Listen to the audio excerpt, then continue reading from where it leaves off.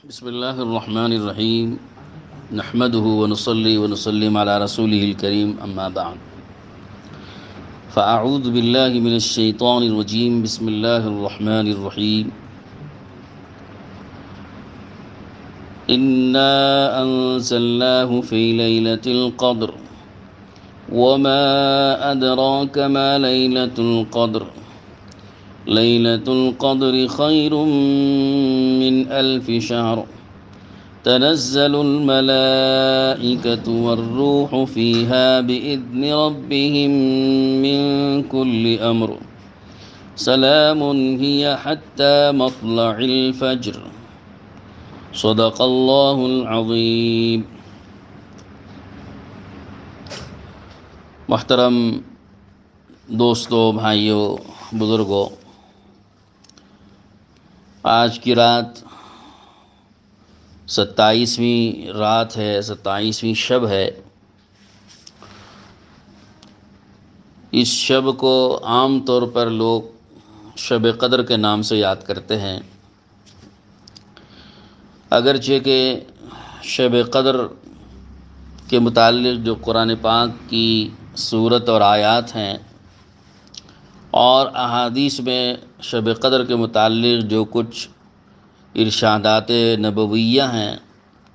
ان میں کہیں یہ بات متعین طور سے نہیں بتائی گئی کہ شب قدر کون سی رات ہے، لیکن عوام میں یہ بات مشہور ہے کہ 27ویں شب قدر۔ تو چنانچہ عموماً ہر مسجد میں 27ویں رات کو قرآن پاک ختم کرنے کا اہتمام کیا جاتا ہے۔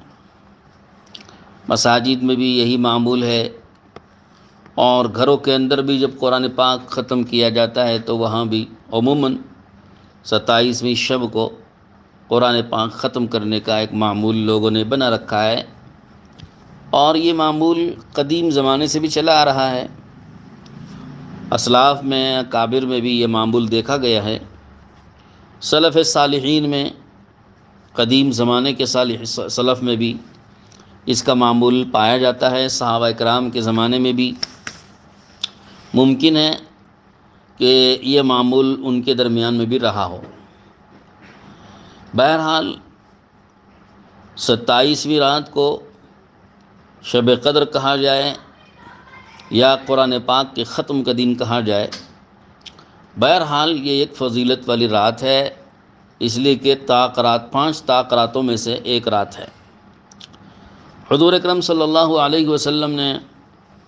شب قدر کو تلاش کرنے کا حکم فرمایا، اور یہ فرمایا کہ شب قدر آخری عشرے کی راتوں میں تلاش کریں۔ ویسے شب قدر کے متعلق اللہ تعالیٰ کی طرف سے تعیین نہیں کی گئی۔ حضور اکرم صلی اللہ علیہ وسلم کو پہلے بتایا گیا تھا کہ کون سی رات میں شب قدر ہوتی ہے، آپ علیہ السلام کے علم میں تھا، لیکن آپ کو معلوم ہے کہ ایک حدیث، ایک واقعہ حضور صلی اللہ علیہ وسلم کے زمانے میں پیش آیا کہ آپ اعتکاف میں تھے اور آپ نے معتکف میں سے سر باہر نکال کے آپ علیہ السلام بتانا چاہ رہے تھے کہ کون سی رات شب قدر ہے، لیکن آپ نے 2 آدمیوں کو دیکھا جھگڑا کر رہے ہیں، تو آپ علیہ السلام سے وہ بھلا دیا گیا۔ اس جھگڑے کی نحوست سے شب قدر جو متعین طور سے آپ علیہ السلام کو بتلایا گیا تھا، وہ آپ سے بھلا دیا گیا، اور اس کے بعد پھر تعیین اٹھا لی گئی جو متعین طور پر آپ صلی اللہ علیہ وسلم کو بتلایا بھی گیا تھا اور متعین کیا بھی گیا تھا، تو وہ تعیین کو ختم کر دیا گیا، اٹھا دیا گیا، اور آپ علیہ السلام یہ فرمایا کہ اب شب قدر تم تلاش کرو آخری عشرے کی راتوں میں، کہ مجھے پہلے بتایا گیا تھا لیکن اس جھگڑے کی نحوست سے اس کی تعیین کو ختم کر دیا گیا، اٹھا لیا گیا، اب وہ متعین نہیں رہے گی رات۔ پہلے متعین تھی، اب متعین نہیں رہے گی۔ اب متعین نہیں رہے گی کا مطلب کس رات میں وہ رہے گی؟ غیر متعین طریقے سے کہاں تک گھومے گی، کہاں تک پھرتی رہے گی؟ اس سلسلے میں علماء کی رائے مختلف ہیں، آراء مختلف ہیں۔ بعض حضرات علماء نے فرمایا کہ آخری عشرے میں اور راتوں میں، اور بعض نے فرمایا کہ نہیں، راتوں کی کوئی قید نہیں ہے، بس آخری عشرے میں 10 راتوں میں سے کسی بھی رات میں شب قدر ہو سکتی ہے۔ بعض علماء نے فرمایا کہ آخری عشرے کی بھی قید نہیں ہے، پورے رمضان بھر میں کسی بھی شب میں شب قدر ہو سکتی ہے، اور بعض نے یہ تک فرمایا کہ رمضان کی بھی قید نہیں ہے، پورے سال بھر میں کسی بھی رات میں شب قدر ہو سکتی ہے۔ لیکن اس قول کو زیادہ ترجیح حاصل نہیں ہے، زیادہ راجح قول یہی ہے کہ رمضان میں ہوگی شب قدر، اور اس میں آخری عشرے میں ہوگی، اور آخری عشرے میں بھی زیادہ امکان آخری عشرے کی طاق راتوں میں پائے جانے کا ہے۔ اب ان 5 طاق راتوں میں 21، 23، 25، 27، 29، ان 5 راتوں میں سے آج ایک رات ہے 27ویں رات۔ 3 راتیں تو ہمارے درمیان سے گزر چکی ہیں، اور یہ 4تھی رات ہے، اور ایک آنے والی 29ویں رات 5ویں رات ہے، تو کل یہ 5 راتیں طاق راتیں ہمیں ملتی ہیں۔ تو جب شب قدر کے متعلق راجح قول یہ ہے کہ رمضان میں ہوگی، اور رمضان کے آخری عشرے میں ہوگی، اور آخری عشرے کی بھی طاق راتوں میں ہوگی، اس کو زیادہ ترجیح جب حاصل ہے، تو پھر ہم کو چاہیے کہ ہم رمضان کی ہر شب کو شب قدر کے ممکنہ رات سمجھ کر جاگ کر کچھ نہ کچھ عبادت میں ہمیں گزارنا چاہیے۔ اب وہ رمضان تو پورے کا پورا اب تقریباً چلا گیا، اب 2-4 راتیں ہمارے سامنے رہ گئی ہیں، اور بندے کو چاہیے کہ پھر پورے رمضان کی ہر شب کو شب قدر کی ممکنہ رات سمجھ کر عبادت میں گزارے، اور کم سے کم درجہ آخری عشرے کی ہر شب کو شب قدر کی ایک ممکنہ رات، اور زیادہ امکان اس کے اندر پائے جانے کی وجہ سے کم سے کم آخری عشرے کی ہر رات کو جاگ کر عبادت میں ہمیں گزارنا چاہیے۔ اتنا بھی نہیں ہو سکا تو کم سے کم طاق راتوں میں عبادت کر کے جاگ کر اللہ تعالیٰ سے امید لگائے کہ اگر ان 5 راتوں میں کسی طاق رات میں شب قدر ہوگی تو ہمیں مل جائے گی۔ شب قدر شب قدر کی عبادت کو پانے کے لیے ہم کو پوری رات جاگنا ضروری نہیں ہے۔ بعض حضرات کو یہ وہم ہوتا ہے کہ شب قدر کی عبادت اور شب قدر کا اجر پانے کے لیے پوری رات جاگنا ضروری ہے، حالانکہ ایسی بات نہیں ہے۔ شب قدر کی فضیلت کو حاصل کرنے کے لیے پوری رات جاگنا ضروری نہیں ہے، بلکہ اگر آپ رات کا تھوڑا سا حصہ بھی جاگ لیتے ہیں، تھوڑی دیر بھی عبادت کر لیتے ہیں، تو شب قدر کی عبادت مل گئی۔ یہ اور بات ہے کہ زیادہ جاگنے سے زیادہ اجر ملے گا، زیادہ ثواب ہوگا، اس لیے کہ جب بندہ اگر 1 گھنٹے کی عبادت کر رہا ہے شب قدر کی رات میں، تو شب قدر کی جو فضیلت ہے کہ جو قرآن مجید میں اللہ تعالیٰ نے فرمایا کہ لیلۃ القدر خیر من الف شہر، کہ شب قدر 1000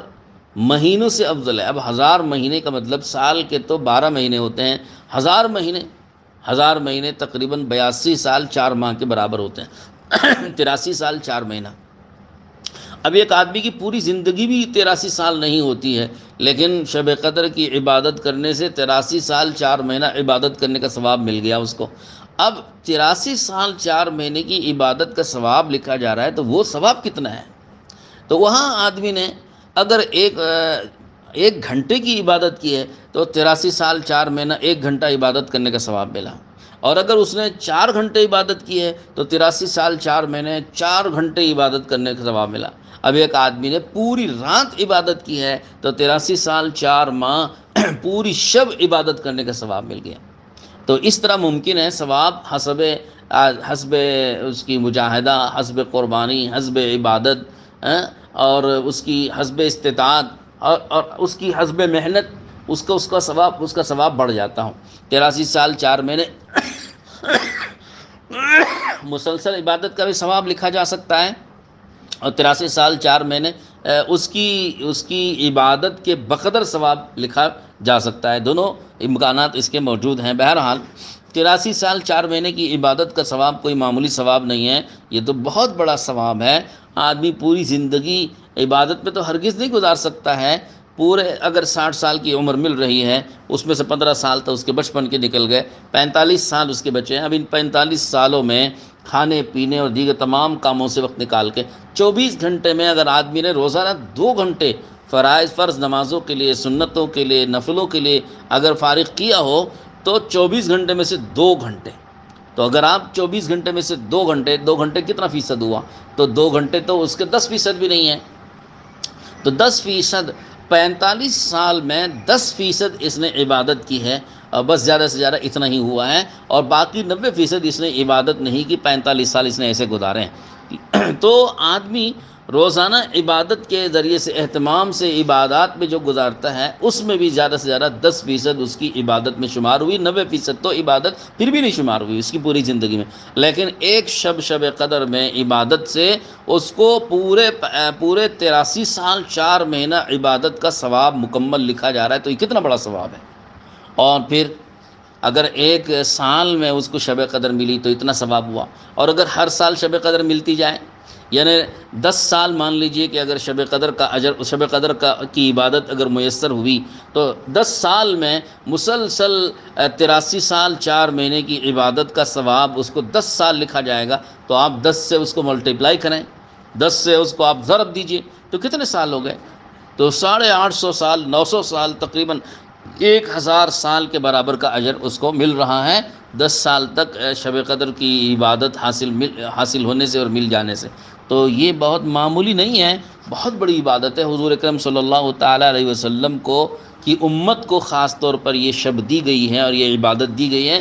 آپ صلی اللہ تعالیٰ علیہ وسلم کے متعلق لکھا ہے کہ حضور اکرم صلی اللہ علیہ وسلم کو اس بات کا پتہ چلا کہ بنی اسرائیل میں بعض لوگ ایسے، بنی اسرائیل کے لوگوں کی، عام لوگوں کی عمریں 1000 سال 1500 سال کی ہوتی تھی، اور وہ 1000 سال 1500 سال لمبی عمر میں عبادت کر کے جب گزارتے تھے تو آپ صلی اللہ علیہ وسلم کو رنج ہوا کہ بنی اسرائیل کی قوم کے اور ان کی امتوں کے جو عمریں اتنی لمبی لمبی ہوں گی تو اتنی عبادت زیادہ کر کے اب وہ آخرت میں ان کے درجے بلند ہو جائیں گے، تو میری امت تو اتنی لمبی عمر نہیں گزارے گی اور اتنی لمبی عبادت بھی نہیں کرے گی، تو پھر میری امت کا ثواب کم ہو جائے گا، تو میری امت کے مقابلے میں دوسری امتوں کا ثواب بڑھ جائے۔ حضور صلی اللہ علیہ وسلم کو یہ بات ذرا دل پر گراں گزری۔ تو اسی طرح سے بعض لوگوں کے بارے میں آپ علیہ السلام کو اس کا پتہ چلا کہ بعض لوگوں کے واقعات میں آتا ہے کہ اس کو 1500 سال کی عمر ملی تھی، بنی اسرائیل کے ایک آدمی کو، کچھ لوگوں کے متعلق 1500 سال کی عمر ملی تھی، اور اس میں ایک دن وہ روزہ رکھتے تھے اور ایک دن جہاد میں اللہ کے راستے میں جاتے تھے، ایک دن روزہ اور رکھ کر کے گھر میں عبادت میں گزارا اور ایک دن اللہ کے راستے میں عبادت میں، اس طرح سے عبادت میں گزارا ہے۔ تو یہ بھی ایک لمبی عبادت میں انہوں نے زندگی گزاری۔ اور پھر بعض انبیاء کے بارے میں بھی حضور صلی اللہ علیہ وسلم کو پتہ چلا، جیسے حضرت ایوب علیہ السلام ہے، زکریہ علیہ السلام ہے، اور حضرت یوشع ابن نون ہے، اس طرح کے بعض انبیاء کے بارے میں حضور صلی اللہ علیہ وسلم کو پتہ چلا کہ ان انبیاء کو اللہ رب العزت نے 80 سال ایسی عبادت کرنے کی توفیق دی کہ پلک جھپکنے کے برابر بھی انہوں نے عبادت سے اپنے منہ کو، اپنے سر کو نہیں موڑا اور اپنے آپ کو نہیں ہٹایا، پلک جھپکنے کے برابر تسلسل کے ساتھ اتنی لمبی مدت تک عبادت میں گزارنا پیغمبر کا، یہ بعید تو نہیں ہے، پیغمبر کے ایک معجزہ بھی ہو سکتا ہے، اللہ پاک ان کو ایسی طاقت دیتے ہیں، وہ عبادت ایسی کر سکتے ہیں۔ تو بعض انبیاء کے بارے میں جب حضور کو یہ پتہ چلا کہ اتنی لمبی مدت انہوں نے پلک جھپکنے کے برابر بھی اللہ کی نافرمانی نہیں کی، اس کو وہ عبادت میں گزارا ہے، تو حضور پاک صلی اللہ تعالیٰ علیہ وسلم کو اس پر تعجب ہوا، اور آپ علیہ السلام کو یہ تمنا ہوئی کہ میری امت کی بھی کاش عمریں لمبی ہوتیں اور ان کو بھی اتنی لمبی کچھ عبادت کا موقع ملتا، اتنی لمبی عبادت کا اجر و ثواب ملتا تو اچھا ہوتا۔ حضور صلی اللہ علیہ وسلم کے دل میں اس کی آرزو اٹھی۔ اللہ رب العزت نے سورہ قدر نازل فرما کے آپ علیہ السلام کو بتلا دیا کہ ہم آپ کی آرزو پوری کر رہے ہیں، انا انزلناہ فی لیلۃ القدر، لیلۃ القدر خیر من الف شہر، کہ ہم آپ کو لیلۃ القدر دے رہے ہیں، اور لیلۃ القدر ایسی رات ہوگی کہ جو 1000 مہینوں سے افضل ہوگی۔ آپ کی امت کو ہم یہ ایک خصوصی انعام دے رہے ہیں کہ یہ ایک شب اگر عبادت کر لیں گے تو ہم اتنا ثواب دے دیں گے جتنا بنی اسرائیل کے لوگ پوری عمر عبادت کر کے گزار رہے ہیں۔ 1000 سال عبادت کر کے وہ جو گزار رہے ہیں، یا 80 سال جن پیغمبروں نے پلک جھپکنے کے برابر بھی نافرمانی کیے بغیر جنہوں نے عبادت کی، ہم اتنا اجر و ثواب آپ کی امت کو ایک شب عبادت کرنے پہ دے دیں گے۔ یہ حضور صلی اللہ علیہ وسلم کو خوش کیا گیا اللہ تعالیٰ کی طرف سے، آپ علیہ السلام کی امت کو انعامات دے کر کے آپ علیہ السلام کو خوشی پہنچائی گئی۔ بہرحال یہ ایک شب قدر کی عبادت کا اجر و ثواب ہے۔ اس شب کو اللہ نے خاص فضیلت جو عطا فرمائی ہے، اس کی کیا وجوہات ہو سکتی ہیں؟ اس کی اصل وجوہات کا تو اللہ تعالیٰ ہی کو علم ہے، ہمیں تو اس کا کوئی علم نہیں، نہ بتایا گیا ہے، یہ تو اسرار و رموز میں سے ہیں۔ اللہ تعالیٰ کے کی طرف سے بعض راتوں کو جو فضیلتیں حاصل ہوتی ہیں دی جاتی ہیں، اس کا کیا راز ہوتا ہے، اس میں کیا حکمت ہوتی ہے، کیا مصلحت ہوتی ہے، اس سے تو اللہ تعالیٰ ہی واقف ہیں۔ تو شب قدر کو خاص فضیلت دینے کی وجہ کیا ہو سکتی ہے، یہ تو اللہ ہی کے علم ہے، لیکن بہرحال یہ شب بڑی فضیلت والی شب ہے، اسی لیے اللہ نے اس شب میں قرآن مجید کے اتارنے کو، اس شب کو منتخب فرمایا۔ انا انزلناہ فی لیلۃ القدر، تو اللہ نے قرآن کی اس صورت میں یہ بات فرمائی ہے کہ ہم نے اس قرآن کو شب قدر میں اتارا۔ شب قدر میں اتارا کا مطلب یہ ہوا کہ پورا قرآن شب قدر میں اترا، حالانکہ آپ جانتے ہیں کہ حضور اکرم صلی اللہ علیہ وسلم پر پہلی جو وحی نازل ہوئی تھی، اقرأ بسم ربک الذی خلق خلق الانسان من علق اقرأ وربک الاکرم الذی علم بالقلم علم الانسان ما لم يعلم، اس وحی کے نازل ہونا شروع ہونے کے بعد آخری عمر میں جب آپ علیہ السلام کا وصال ہونے والا تھا، وصال سے کچھ دن پہلے یا کچھ دنوں پہلے تک آخری وحی قرآن مجید کی نازل ہو کر پورا قرآن اس پوری 23 سالہ مدت میں ختم ہوا ہے۔ تو قرآن کا نزول تو پورے 23 سال میں ہوا ہے، یہ تو مشاہد ہے، اور قرآن میں اللہ کہہ رہے ہیں کہ ہم نے اس قرآن کو شب قدر میں اتارا۔ تو اب دونوں میں جوڑ کے آئیں، علماء اکرام نے فرمایا کہ قرآن کا نزول، اس کے دو جواب ہیں، علماء نے فرمایا کہ اس کے دو جواب، ایک جواب تو اس کا یہ ہے کہ قرآن مجید کا جو نزول ہے وہ دو طرح کا ہوا، دو مرتبہ ہوا ہے۔ ایک نزول ہوا ہے لوح محفوظ میں، جہاں قرآن پہلے سے لکھا ہوا ہے، سارے عالم کی تقدیریں لکھی ہوئی ہیں، لوح محفوظ سے آسمان دنیا پر، جو بیت اللہ کے اوپر بیت معمور ہے، اس مقام پر ایک مرتبہ نزول ہوا ہے، اور دوسری مرتبہ پھر اس مقام سے حضور اکرم صلی اللہ علیہ وسلم کے قلب مبارک پر نزول ہوا ہے دوسری مرتبہ۔ تو یہ دو مرتبہ قرآن کا نزول ہوا ہے، ایک کو قرآن نے نزلنا سے اور ایک کو قرآن نے انزلنا سے تعبیر کیا ہے۔ نزلنا دھیرے دھیرے نازل کرنا، انزلنا ایک بارگی اتارنا، تو انزلنا بھی قرآن کے لیے آیا ہوا ہے، اور نزلنا بھی قرآن کے لیے آیا ہوا ہے۔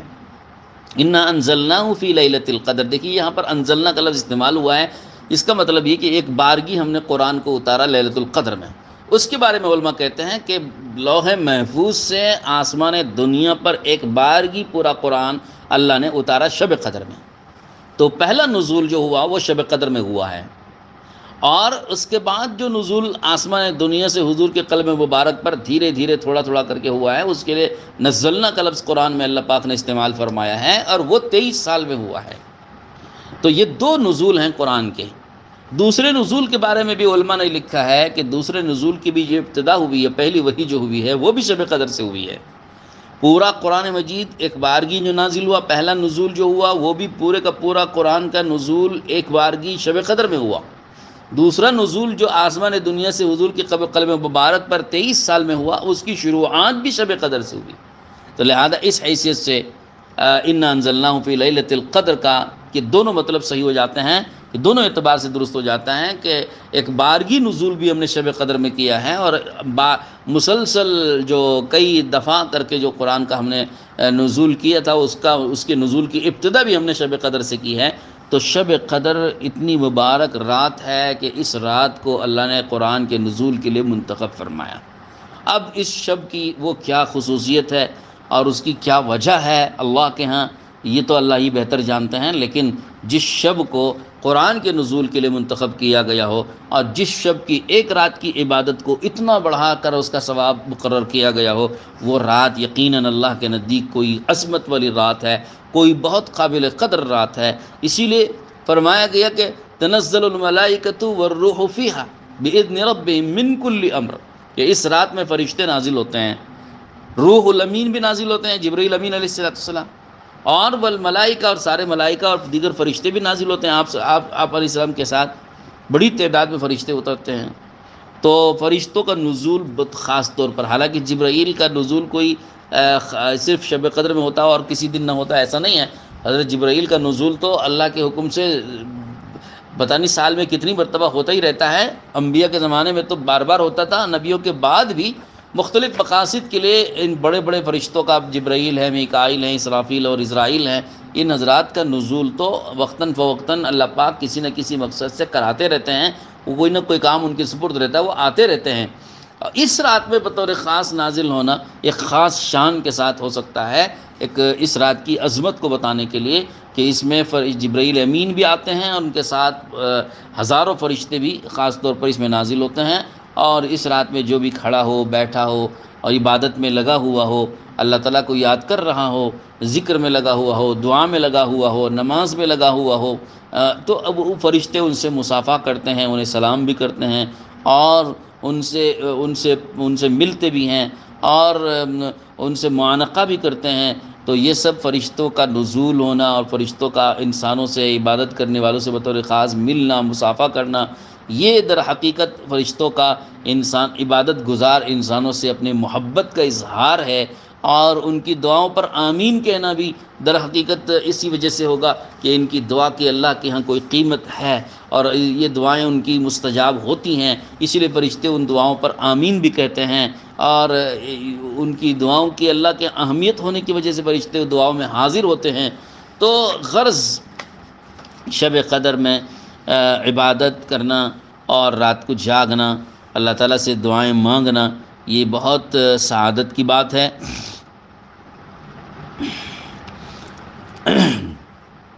اس میں ایک بات آئی کہ تنزل الملائکہ والروح فیہا باذن ربہم من کل امر، من کل امر کے ذریعے سے یہ بتایا گیا ہے کہ فرشتے اس میں اللہ تعالیٰ کے فیصلے لے کے نازل ہوتے ہیں۔ یعنی آپ نے سنا ہوگا 15ویں شعبان کے بارے میں کہ وہ فیصلوں والی رات ہے، یعنی اس میں فیصلے بندوں کے لکھے جاتے ہیں، طے کیے جاتے ہیں، آئندہ سال بھر تک کے لیے بجٹ انسانوں کا طے ہوتا ہے، اور اس رات میں وہ جو اللہ کی طرف سے اس شب میں فیصلے طے ہوئے، وہ فیصلے نافذ کرنے کے لیے وہ آسمان سے فرشتے اس کو لے کر آتے ہیں کہ جو فیصلے اللہ کی طرف شب برات میں طے ہوئے تھے، وہ شب قدر میں دنیا کے فرشتوں کے حوالے کرنے کے لیے اس کو لے کر آتے ہیں کہ بھئی فلاں انسان کے بارے میں یہ فیصلے ہوئے ہیں، فلاں کے بارے میں یہ فیصلے ہوئے ہیں۔ وہ فیصلے دنیا میں زمین پر رہنے والے جو فرشتے ہیں، ان فرشتوں کو دکھانے کے لیے، اس کی فائل ان کے حوالے کرنے کے لیے، اور وہ فیصلے ان کو سنانے کے لیے، بتانے کے لیے، تاکہ ان فیصلوں کے مطابق وہ عمل درآمد کر سکیں۔ دنیا میں جو زمین والے فرشتے ہیں، ان کے ذمے خدمات ہیں، کام ہیں، ذمہ داریاں ہیں، تو جو فیصلے بندوں کے حق میں طے ہوئے ہوں گے شب برات میں، وہ فیصلے ان زمین والے فرشتوں کے حوالے کیے جاتے ہیں تاکہ ان فیصلوں کے مطابق وہ یہاں زمین میں کام کر سکیں، اپنی ذمہ داری نبھا سکیں، اپنی ڈیوٹی انجام دے سکیں۔ تو یہ فرمایا گیا من کل امر کا مطلب یہی ہے کہ وہ فیصلے اللہ کی طرف سے جو کچھ ہوئے ہیں اس کو لے کر وہ دنیا میں نازل ہوتے ہیں۔ چنانچہ حضرت عبداللہ بن عباس رضی اللہ عنہما کی روایت ہے، اس رات میں آئندہ سال بھر تک کے جو فیصلے ہوتے ہیں، وہ فیصلے وہ لے کر یہاں پر وہ حاضر ہوتے ہیں اور فرشتوں کے حوالے کرتے ہیں، جیسے بارش کتنی ہونی ہے اور کتنی روزی ملنی ہے، اور کون لوگ روزی سے محروم رہیں گے، کون زندہ رہیں گے، کون مریں گے، یہ سارے فیصلے لے کے ظاہر آتے ہیں، اور اس شب میں ان زمین والے فرشتوں کے حوالے ان فیصلوں کو کیا جاتا ہے۔ بہرحال اللہ تعالیٰ سے دعا فرمائیں کہ اللہ پاک ہم سب کو شب قدر کی عبادت نصیب فرمائیں، اور شب قدر کو وصول کرنے کی اللہ تعالیٰ ہمیں توفیق نصیب فرمائیں، اور اس کی ناقدری کرنے سے بھی اللہ پاک ہم سب کو حفاظت فرمائے۔ بہت سے لوگ شب قدر پاتے ہیں لیکن ناقدری بہت کرتے ہیں۔ شب قدر کا موقع اور عبادت ان کو مل سکتی ہے، لیکن اس میں جاگ کر تھوڑی سی عبادت کرنے کے لیے وہ تھوڑی سی مشقت اٹھانے کو وہ تیار نہیں ہوتے۔ یہ در حقیقت ان کی ناقدری کی علامت ہے کہ تھوڑی سی مشقت ہوتی ہے، 2-4 رکعت بھی اگر نفل پڑھ لیں، اگر 8 رکعت نفل مان لیجیے کہ پڑھتے ہیں، تو 2 رکعت نفل پڑھنے میں تو 3 منٹ بھی نہیں لگتے ہیں، 2 رکعت نفل 3 منٹ میں۔ اگر آدمی نے 10 رکعت نفل پڑھی تو زیادہ سے زیادہ آدھا گھنٹہ لگے گا، تو آدھا گھنٹہ اگر ہم نے فارغ کر لیا شب قدر کی عبادت کی فضیلت حاصل کرنے کے لیے، تو کون سا بھاری کام ہو گیا، کون سی مشکل بات ہو گئی۔ لیکن ہم اتنی بھی ہمت نہیں کرتے کہ آدھا گھنٹہ بھی عبادت کے لیے فارغ کر کے 80-83 سال سے زیادہ عبادت کا ثواب لے لیں۔ ہم اگر ایسا بھی ہم نہ کر سکیں تو اس سے زیادہ ناقدری اور کیا ہو سکتی ہے۔ اس لیے اللہ تعالیٰ ہم سب کو ناقدری سے بھرپور حفاظت فرمائے۔ جب چیزوں کی ناقدری ہوتی ہے تو اللہ پاک ان اعمال سے محروم بھی کر دیتے ہیں، اور اس کی فضائل سے اللہ پاک محروم کر دیتے ہیں۔ اس وقت میں آپ جانتے ہیں کہ مسجدیں بند ہیں، عبادت جس شان و شوکت کے ساتھ مساجد میں کی جاتی تھی، ہماری ساری شان و شوکت اس وقت میں بند ہے، اور گھروں میں لوگ کوئی عبادت کر رہا ہے، کوئی نہیں کر رہا ہے، کوئی نماز پڑھتا ہے، کوئی نہیں پڑھتا ہے، کوئی ان راتوں کو جاگ کر وصول کر لیتا ہے، کوئی سو کر کے راتوں کو جو ہے ضائع کرتا ہے اور ناقدری بھی کر دیتا ہے۔ تو اللہ ہی بہتر جانے، جس کو اللہ توفیق دے وہ بڑا سعادت مند اور خوش نصیب آدمی ہیں۔ تو بہرحال یہ میں سمجھتا ہوں کہ ہماری بعض ناقدریوں کی بھی وجہ ہو سکتی ہے، یہ ناقدری بھی اس کی وجہ ہو سکتی ہے کہ ہم لوگوں نے ان راتوں کی، ان دنوں کی جو قدردانی کرنی چاہیے تھی، قدردانی نہ کر کے ہم راتوں میں جو جاگتے بھی ہیں تو تفریح اس کا سبب بناتے ہیں، اس کو تفریح کا ذریعہ بناتے ہیں کہ راتیں ہم نے کیا جاگی، وہ تفریح کے لیے جاگی، اور سڑکوں کو آباد کرنے، بازاروں کو آباد کرنے کے لیے، ہوٹلوں کو آباد کرنے کے لیے ہم نے ان راتوں کو جو ہے جاگا ہے۔ تو یہ سب سے بڑی ناقدری کی بات ہے کہ جس رات کو عبادت میں گزار کے 83 سال کا ثواب لینا تھا، اس رات کو عبادت کرنے کے بجائے ہم نے بازاروں کو آباد کیا، مسجدوں کو آباد، گھروں کو آباد کرنے کے بجائے بازاروں کو آباد کیا، جہاں شیطان کے اڈے ہیں اس کو ہم نے آباد کیا، اور پھر وہاں بسا اوقات کبھی اختلاط بھی ہوتا ہے، عورتوں کے ساتھ اختلاط ہوتا ہے، اور بے پردگی بھی ہو رہی ہے، نظروں کی بھی حفاظت نہیں ہو رہی ہے، اور پھر فضول خرچی بھی ہو رہی ہے، گالم گلوچ بھی ہوتی ہے، غیبت بھی ہوتی ہے، اور پھر تماشے اور ٹھٹا اور مذاق بھی اڑایا جاتا ہے، پتہ نہیں کیا کیا برائیاں ہوتی ہیں، اللہ پاک حفاظت فرمائے۔ یہ ناقدری کی انتہا ہو گئی۔ تو ایسی ناقدریاں جب ہماری طرف سے وجود میں آتی ہیں تو اللہ تعالیٰ نعمتوں کو چھین لیتے ہیں۔ تو معلوم نہیں ہے کہ ایسی کسی ناقدری کی وجہ سے اللہ نے ہم کو ایسی شان و شوکت کے ساتھ جو عبادتیں ہوتی تھیں اس سے ہم کو اللہ نے محروم کر رکھا ہو۔ اس کے لیے ہمیں اللہ پاک کی بارگاہ میں توبہ کرنے کی، معافی مانگنے کی، اور اللہ تعالیٰ سے رو کر گڑ گڑا کر گزارش کرنے اور التجا کرنے کی ضرورت ہے کہ یا اللہ آئندہ سے ہم ایسی ناقدری نہیں کریں گے، اور اس طرح راتوں کو ہم ضائع نہیں کریں گے، اور اس طرح ہم جو ہے راتوں میں نافرمانیاں کر کے تجھے ناراض کرنے والا کوئی کام ہم نہیں کریں گے۔ ہم راتوں کو وصول کریں گے اور عبادتوں کے ذریعے زندہ کریں گے راتوں کو۔ اللہ سے ہم اس طرح رو کر گڑ گڑا کر دعائیں مانگیں گے تو ممکن ہے آئندہ سال ہم کو ایسی عبادتیں دوبارہ سے نصیب فرما دے کہ مساجد کو آباد کر کے پوری شان و شوکت کے ساتھ عبادت میں، مساجد کو بھی ہم عبادت میں گزار رہے ہوں، مساجد کو بھی آباد کر کے، گھروں کو بھی آباد کر کے عبادتوں کے ذریعے سے ہم راتوں کو وصول کر رہے ہوں۔ یہ ممکن ہے کہ اللہ ہم کو نصیب فرما دے۔ اس لیے گزارش ہے کہ کم سے کم آج کی رات ہم ارادہ کریں کہ ہم انشاءاللہ اللہ کی بارگاہ میں توبہ کریں گے، استغفار کریں گے۔ ہمارے بعض اکابر کی طرف سے کچھ چارٹ بھی، اعمال کے چارٹ بھی نکلے ہوئے ہیں کہ اس رات میں ہم کس طرح عبادت کرنا ہے۔ اللہم حضور صلی اللہ علیہ وسلم کی طرف سے ایک دعا ملتی ہے، اللہم انک عفو کریم تحب العفو فاعف عنا یا کریم، اللہم انک عفو تحب العفو فاعف عنا۔ یہ حضور صلی اللہ علیہ وسلم کی طرف سے کہ حضرت نے اپنی بعض ازواج مطہرات سے یہ فرمایا تھا کہ شب قدر پالو تو یہ دعا مانگو، اللہ سے انہیں گویا معافی مانگ رہے ہیں۔ اس کے علاوہ بھی ہم جو ہے کچھ استغفار کر کے، توبہ کر کے اللہ تعالیٰ کی حضور معافی مانگ سکتے ہیں، اور جو عبادت کے کرنے کے سلسلے میں کچھ اعمال بڑوں کی طرف سے بتائے گئے ہیں ان اعمال کو بھی کر سکتے ہیں۔ کوئی متعین عمل آج کی رات کے لیے نہیں ہے، آپ کوئی سا بھی عمل کریں، کوئی نفل پڑھیں، دعا مانگیں، اور ذکر میں بیٹھیں، اور قرآن شریف کی تلاوت کریں، صدقہ و خیرات کریں، اور علماء کے بیانات سنیں، اور کوئی اور کار خیر آپ انجام دیں، کتابوں کا مطالعہ کریں، تو یہ سب عبادت ہی میں شمار ہیں، سب دین میں شمار ہوتے ہیں سارے اعمال۔ تو لہذا رات کو اگر عبادت میں گزارنا ہے تو مختلف انواع کی، مختلف قسم کی عبادتوں کے ذریعے سے رات کو جاگا جا سکتا ہے اور رات کو آباد رکھا جا سکتا ہے۔ اللہ تعالیٰ عمل کی توفیق نصیب فرمائے۔ وآخر دعوانا ان الحمد للہ رب العالمین۔